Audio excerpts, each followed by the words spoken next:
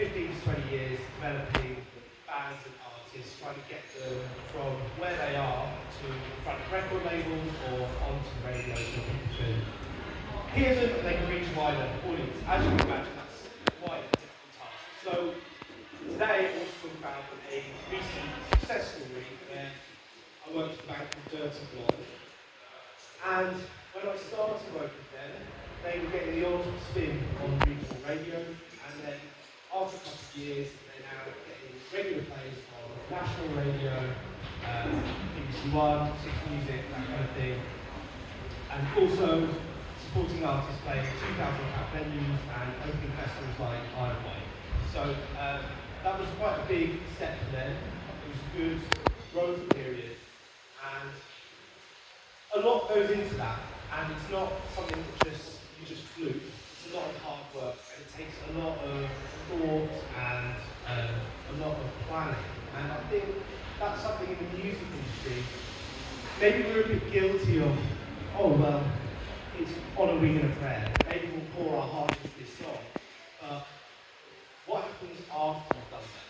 Do you actually prepare the music that you've already put that effort into? And do you give it every single shot it can to help your career and help you move forward? So, we have a saying in the music industry, there's no rock and roll before midday, but we are going to start a little bit of audience participation. So, who listens to music this morning? Put your hand up. Surprising number of people didn't listen to music this morning. Anyway, who heard a new song by an independent artist this morning? Wait, we've got one person. So I think that kind of highlights the point. There's music everywhere, everyone's listening to it, but no one's hearing a lot of this really beautiful, well-crafted music that lots of people are really, really pouring their heart into. And I really want to change that. I really want to make a difference to your lives, audience's lives, and musicians' lives. There's a disconnect between what we're hearing on national radio and what's actually happening in people's lives. And I think that's a shame, really. That doesn't happen in TV and film. There's lots of independent film. There's lots of really good, really thought-out TV dramas that really resonate with people and really care for the issues that are happening in people's lives. And I think in the music industry we've kind of lost sight of music being cathartic and therapeutic in that way. So that's my mission. That's me in my studio. That's me working on. So yeah. So I think for me when I'm working with artists, I really try and figure out how they can get played. Who's in charge of deciding when they get played? And that's the people on the radio station. So you've got the DJs and then the playlisters. So it's not just the DJs who decide what gets played, it's also the radio execs and it's also the playlists. And then you've got the music industry gatekeepers like record label execs, and you've got managers, radio pluggers, those kinds of people. And then lastly, bizarrely it's lastly, you've got the audience. Because you as the audience, if you switch off the radio when the song's playing, you're voting with your attention, right? So to get a song on the radio, you kind of need all those people on your side, and that's really, really tricky to get. So that's the sort of precursor for how that's going to work. But you can have all of those things, but if you don't have a good song that resonates with people, that people really, really love, then it's not going to work. So I want to come back to the beginning now. I want to take you back to the spark of the song Polly by Dirty Blonde. Now, I had COVID, so I wasn't able to do my client work because I felt groggy, my ears weren't working, and really needed to be able to hear what you're doing in the music industry. So I felt like, I'm going to write a song, and I stumbled on some chords. And I don't know if anyone knows that song, CD Player, Buck Rogers by Fida. Pretty old song these days, but anyway, chords are amazing. I stumbled on those, and I decided to make like a punk rock, upbeat version of that, because that's who I am, that's the music I listen to. And I shared it on my Instagram stories, and Ailish, the lead singer of Dirty Blonde, actually reached out and said she'd love to topline it. So I supplied her a version of my song with that and the hook, Holly, you're a heartache. And that was the idea, that was the spark, that was the concept. How can we portray this heartbreak and who's Polly? And the reason I chose the name Polly, if anyone's interested, is just because I like the Nirvana song, and I just wanted to do a nod to that. And really, when you have a spark, you can be simple, you can borrow. So if you find chords and they're similar to another song, don't worry about that. If you're stuck for an idea, look to your idols to produce something. And that's something that's really powerful and keeps the momentum going during the creative process. So, Ailish came back to me and she had this amazing verse lyrics. They were really, really beautiful. Storytelling and all of that. And I thought, wow, this really stands a good chance. This is a really, really good concept. But it didn't sound like her band. So, then we're in a bit of a position. What do we do with this music? Who do we give it to? Who does it sound like? Or do we let the song sit and rest? And that's what I suggested.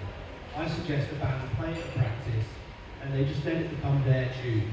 And sure enough, 2 or 3 months later they came back and the song had slowed down by 20-30 BPM, which is considerable if you know your BPMs. It changed key and they moved the chords around, so even if you see this speech, they can't sue us because they're not the same chords anymore. And it sounded amazing, it sounded like them, and it's really, really honest and sincere. And that's super important because it had the original spark and it sounded like the band performing it. So it really, really matched up. So at that point, we kind of go into iteration. We're looking at things like, does every line in the verse actually feed the story? Does every line in the chorus make you understand why Polly's a heartache? Why there's this breakdown happening? What is the story? So you're really just focusing on that. And once you sort of feel good about all of those things, you can kind of go into pre-production. So you're recording guitars, you're recording parts of the song, and you're just making sure that everything serves the song. Now, you walk into a live gig where the drummer's done the biggest drum-filled drum solo in the world, and it's well done, and it's really, really exciting, and that's so good at a live gig. But maybe not the right place in a fledgling band trying to get onto Radio 1. It's not what the pluggers are going to go for. So, we have to think about what these people who are in control of the radio, what gets played, want. What do they want? They need catchy ideas, they need something that holds attention. If you've got radio stations like Capital, who are funded by advertisers, they can't have people tuning out. It's the same as DJs. They're trying to build their reputation as a DJ. They can't have people switching off during their program. They're trying to grow their audience, they're trying to become a bigger DJ. And it's the same for radio pluggers. They need to be taking songs from radio stations that are hits, people want to listen to, people want to play over and over again. Because as you know, on the radio, when they like a song, they play it how many times a day? Yeah, right. So, once you've got your pre-production, you move into production, and now you're really talking about getting the right sounds. And there's 2 roles in the studio, really. There's an engineer, and they deal with the technical. Whenever I go into a studio, I always hire an engineer. Lots of people these days, with budget cuts, are forced to do both roles, producer and the engineer. And I really feel like they're doing the artist a disservice. Sure, they're giving the artist access to the studio by making it cheaper for longer, but are they serving the song? Are they giving their idea, concept that they've worked on so hard, the best shot at reaching more listeners? So I always hire an engineer, and yes, I do make less money because of that. I do not pass that off the band. I wear that because I really want their music, their song, to have every single chance it has at resonating with people like you, and people who aren't virtuosos, that aren't music, that aren't even studying music, that aren't, people that are just having the radio in the background. It needs to grab their attention. And that needs to be my focus when people are employing me to help them break into the music industry. So, that's kind of the production process. And then after that, you've got all of your sounds recorded, you've got everything done, you've got 100 tracks of backing vocals, and it's all a mess, and you thought it sounded good, and you have this moment of despair where you're like, what have I done? I've ruined it. What am I going to do? And that's when you start the mixing process, because you know you've covered all your bases, and you know you've taken the idea to its full execution because you've taken it too far. It's the only way anyone else who does the creative process knows. You iterate, you come up with ideas, you work on the idea, you start making it worse, and you wind it back, and that's how you know you did your best. Or I do it. So, when we're mixing, also thinking about what the audience wants.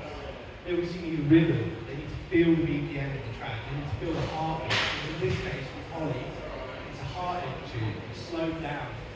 It's roughly the same BPM as your heartbeat, right? And that's not an accident, and it's kicking in on that, and the rhythm of the tune is pushing that, right?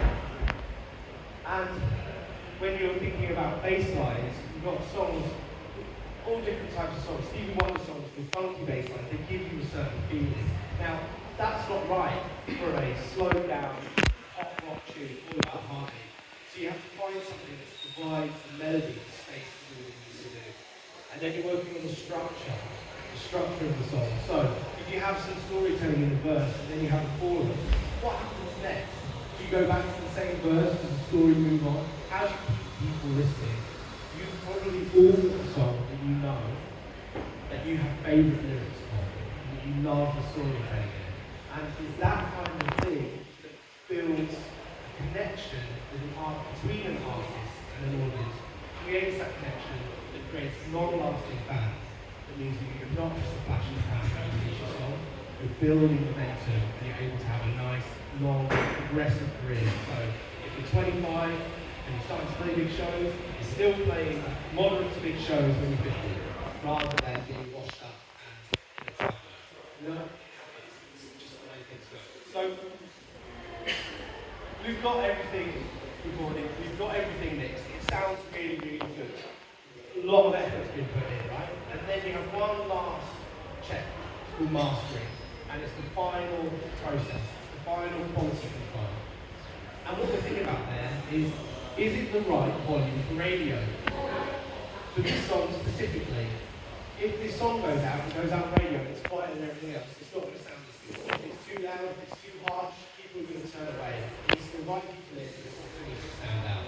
So you see that all throughout these different processes, throughout production, pre-production, throughout mixing, mastering, it's all gearing up towards, is this band going to get new listeners? Are they going to get new fans? If we can get a DJ to play this song. So you finish production. Now 99% of artists and bands now, they go, let's release it, we're really excited about the song, let's release it, let's put it out next week. And there it goes. And no one knows. No one pays attention, and because there's no build-up, there's no momentum.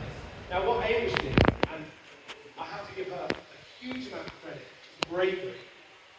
She started cold calling radio pluggers, managers, and DJs, and went until someone, the song resonated with them. And that person, because they loved the song, because they loved all the momentum that had been building, they took it to radio and they plugged it.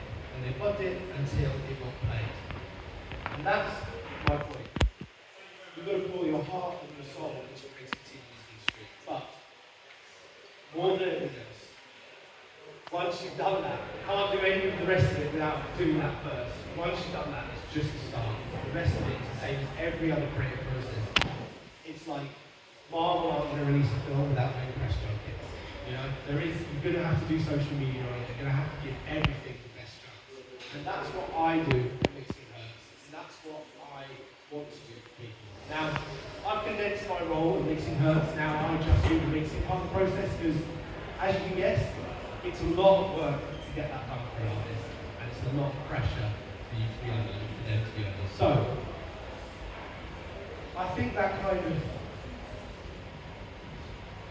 that wraps it up for me. That's my notes. Thanks. Thank you.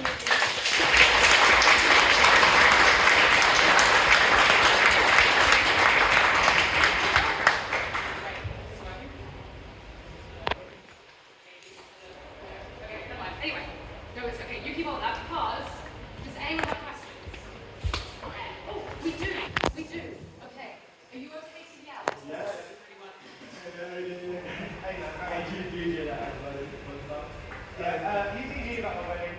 He was really, really good. I guess I just wanted to ask you about what are sort of been your biggest challenges and obstacles to sort of overcoming growing your business? Obviously, the music industry kind of building things up always quite difficult. And I guess people maybe thinking about getting into what you're doing and just sort of understanding that journey about how hard it could be. How you can do it. Yeah, I think the same as writing a song, starting a business in the music industry is all about playing to strengths and just iterating. So I've been through 4 or 5 different versions of mixing parts, including some tutoring and all sorts. And actually, that doesn't serve my sense. So I think, as cheesy as this is going to sound, it's about a journey of self-discovery, and if you iterate, you can try out ideas, and you just focus on momentum. So if you can only show up one day a week, but do it one day a week. And if you can put, like a friend of mine does, 5 days a week into it, do it, and he turns up. And I think that's the big thing, it's consistency and that inner drive, which if you're in the music industry, you probably have. Thank you. And the second question. We'll take this in front. That's okay. I'll go for relay. Yes. Okay, yeah, let's